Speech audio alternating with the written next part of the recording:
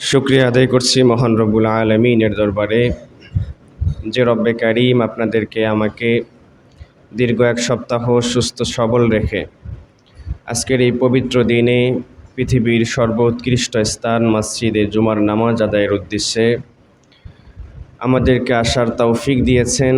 এজন্য সকলেই দিল থেকে ভক্তি সহকারে মোহাব্বতের সহিত আল্লাহ তাআলার প্রতি পূর্ণ ভালোবাসার বহিঃপ্রকাশ ঘটিয়ে জবান খুলে আওয়াজ তুলে পড়ি আলহামদুলিল্লাহ। সম্মানিত উপস্থিতি, আলোচনার শুরুতেই আমি আমার আজকের আলোচনার বিষয়বস্তু জানিয়ে দিচ্ছি। আজকের আলোচনার বিষয়বস্তু বান্দার প্রতি আল্লাহ তাআলার ভালোবাসা। উক্ত বিষয়ের উপর সামান্য সময়ে আলোচনার জন্য প্রথমেই মহান রব্বে কারিমের তৌফিক এবং আপনাদের সকলের দোয়া কামনা করছি। সকলেই পড়ি আল্লাহুম্মা আমিন। আল্লাহ পাক রব্বুল আলামিনের কালামে মুবারকা থেকে একটি আয়াত তেলাওয়াত করেছি। এই আয়াতে যাওয়ার আগেই একটি হাদিস দিয়ে আমি আলোচনা শুরু করতে চাই। আল্লাহ নবী সাল্লাল্লাহু আলাইহি ওয়াসাল্লাম বলেছেন, মায়া, মোহাব্বত আর ভালোবাসা যাই বলেন না কেন, এই জিনিসটাকে আল্লাহ পাক রব্বুল আলামিন 100 ভাগ করেছেন। তার মধ্য থেকে তিনি 1 ভাগ তামাম পৃথিবীর সৃষ্টিকুলের মাঝে বন্টন করে দিয়েছেন। শুধু মানব আর দানব নয়, যতগুলো সৃষ্টিকুল তিনি সৃষ্টি করেছেন প্রত্যেকের মাঝে তিনি 1 ভাগ মায়া আর ভালোবাসাকে বন্টন করে দিয়েছেন। পৃথিবীর শুরুর লগ্ন থেকে আজ পর্যন্ত যত মানুষ এসেছে, চলে গেছে, এখন আছে বা পরবর্তীতে আসবে, এবং যত সৃষ্টিকুলের জন্ম হবে, প্রত্যেকের ভিতরে ওই 1 ভাগের ছিটা ফোটা মায়া থাকবে। তো আমরা দুনিয়াতে দেখি যে একজন মানুষ আর একজন মানুষকে কতটা ভালোবাসে, মোহাব্বত করে। সেটা যদি মা আর বাবা হয়, সেখানে তো আর কোনো কথাই নেই, তারা সন্তানকে নিজের থেকেও বেশি ভালোবাসে।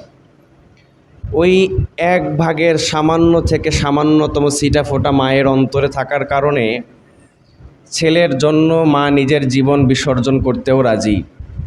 বাবার অন্তরে ওই 1 ফোঁটার ছিটা ফোটা থাকার কারণে বাবা সন্তানের জন্য যে কোনো জিনিস বিসর্জন দিতে রাজি।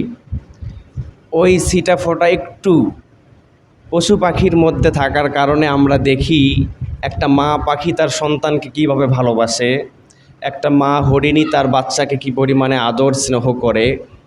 এবং পৃথিবীতে প্রত্যেকটা প্রাণী, প্রত্যেকটা মানুষ একই অপরকে ভালোবাসে, মহব্বত করে। কেন? ওই যে 1% কিছু ছিটা ফোটা তার অন্তরে আছে। তো 1% কিছু ছিটা ফোটা যদি অন্তরে থাকলেই এত ভালোবাসার বহিঃপ্রকাশ ঘটাতে পারে মানুষ, যেই মহান রবের কাছে 99 ভাগ ভালোবাসা আছে, যে আল্লাহর কাছে 99% ভালোবাসা নিজের কাছে রেখে দিয়েছেন, সে আল্লাহ তার বান্দাকে, তার সৃষ্টিকুলকে কি পরিমাণে ভালোবাসেন। সুবহানাল্লাহ। আপনারা কি আলোচনা বুঝতেছেন? 99 ভাগ আছে। কত ভাগ? 99 ভাগ আছে। তাহলে তার দয়ার ভালোবাসে কেমন? আল্লাহ পাক কোরআনুল কারীমে বলেন, উল ইয়া ইবাদিয়াল্লাযীনা আসরাফু আলা আনফুসিহিম লা তাকনাতু মির রাহমাতিল্লাহ। আয়াতটার তরজমা যদি আপনারা বোঝেন আল্লাহ এখানে কি বলছে, তাহলে শুধু অবাকই হবেন না, এর থেকেও বড় কিছু থাকলে সেটা হবেন। আল্লাহ তাআলা এই সমস্ত লোকদেরকে সম্বোধন করে একটা ডাক দিয়েছেন। কি বলে ডাকছেন জানেন? ইয়া ইবাদি, হে আমার বান্দা, হে আমার বান্দা। আপনারা খেয়াল করবেন কাদেরকে ডাকতেছে? যারা তাহাজ্জুদ গুজার তাদেরকে না, যারা দান সদকা করে তাদেরকে না, যারা সারা জীবন আল্লাহর জন্য জীবন কোরবানি দিয়েছে তাদেরকে না। কাদেরকে ডাকতেছে? যারা জীবনের প্রথম দিন থেকে এখনো পর্যন্ত শুধু নাফরমানি, গুনাহ, যত প্রকার আল্লাহর হুকুমের বিরুদ্ধে যত প্রকার কাজ এরা করেছে, এদেরকে আল্লাহ ডাকতেছে। কি বলে? ইয়া ইবাদি, হে আমার বান্দা। এখানে যে কতটা দরদ আর মায়া নিয়ে আল্লাহ ডাকতেছে, সেটা তো আমার মতো ছোট মানুষের জবান থেকে বোঝানো সম্ভব নয়। দেখেন, আল্লাহ ডাকতেছে নাফরমানদেরকে। সে তো বলতে পারতো যে হে নাফরমানেরা, হে বেনামাজিরা,